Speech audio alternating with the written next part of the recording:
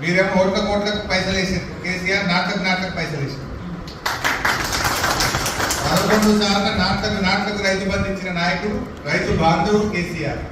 నువ్వు పార్లమెంట్ ఎలక్షన్లకు మళ్ళీ పంచాయతీ ఎలక్షన్లకు ఓట్లకు పైసలు వేసిన మధ్యలో రెండుకి ఎక్కువ దాని సంగతి చెప్పు. ఫస్ట్ ఇవాళ కేసీఆర్ ఓట్ల గురించి ఎన్నడూ ఆలోచించలే. రైతు బంధు పెట్టినాడు ఓట్లు ఉన్నాయా?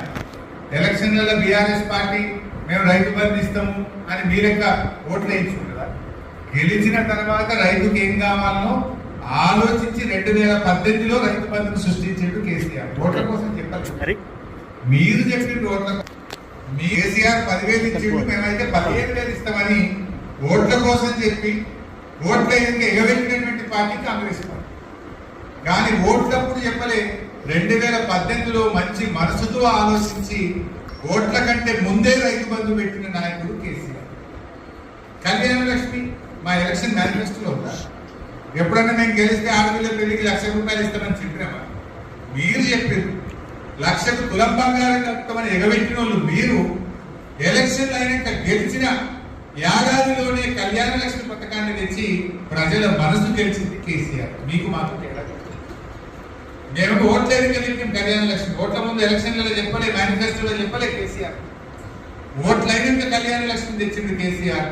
మీరేమో ఓట్ల ముందట తులం బంగారం కలుపుతామని ఏడాది అర్థమైన ఎగబెట్టిన చరిత్ర మీరు.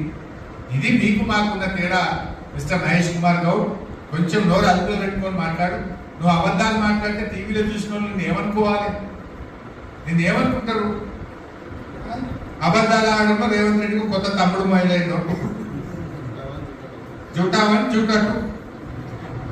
ఇలా మీరు ఆ రకంగా మాట్లాడినంత మాత్రాన ప్రజల అమాయకులు కాదు. ప్రజలు తెలియదా?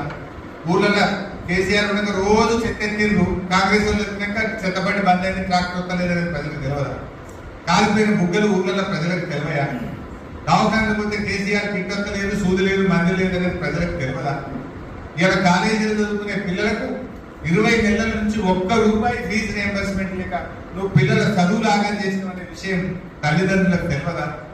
ప్రజలు మనకంటే తెలివైనటువంటి వాళ్ళు. మహేష్ కుమార్ గౌడ్, నువ్వు ఏదో నోటికి వచ్చినట్టు మాట్లాడి చిల్లర ఉపన్యాసాలు ఇస్తే ప్రజలు మిమ్మల్ని, మీ కాంగ్రెస్ పార్టీని మళ్ళా 10 ఏళ్ళ దాకా మొలకెత్తనియరు.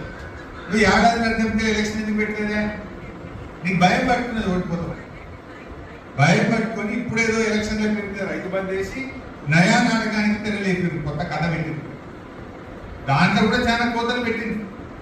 ఇవాళ బంక చెట్ల మీద మాట్లాడుతుంది. అసలు కాంగ్రెస్ పార్టీ ఈ 18 నెలల్లో యానను ఒక